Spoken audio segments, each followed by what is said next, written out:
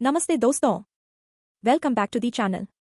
आज हम बात करने वाले हैं एक ऐसे टॉपिक के बारे में जो हर छात्र की BLIS और MLIS के यात्रा का अहम हिस्सा होता है, लिटरेचर सर्वे रिपोर्ट। और हाँ, चिंता की कोई बात नहीं, हम इसे बिल्कुल आसान और सरल भाषा में समझाएंगे। तो चलिए शुरू करते हैं।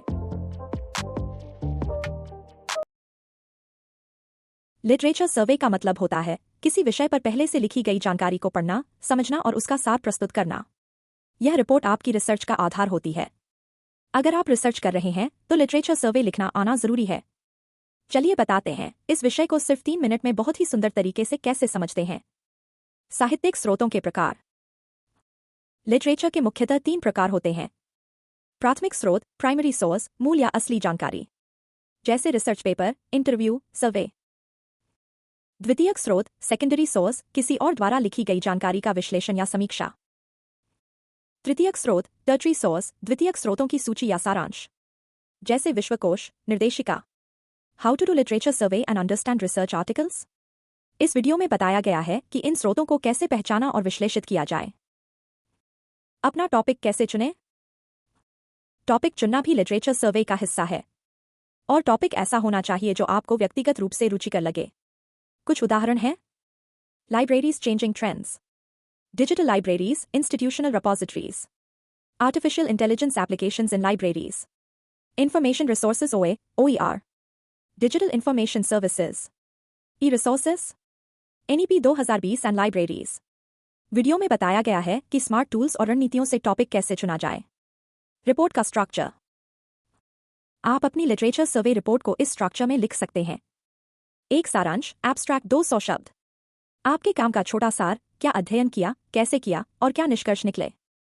2 परिचय, इंट्रोडक्शन, विषय का पृष्ठभूमि प्लस लिटरेचर रिव्यू की अवधारणा को समझाएं। 3 उद्देश्य और लक्ष्य, एम्स एंड ऑब्जेक्टिव्स, काम किस उद्देश्य से किया गया है। लक्ष्यों को स्पष्ट और बिंदुवार लिखें।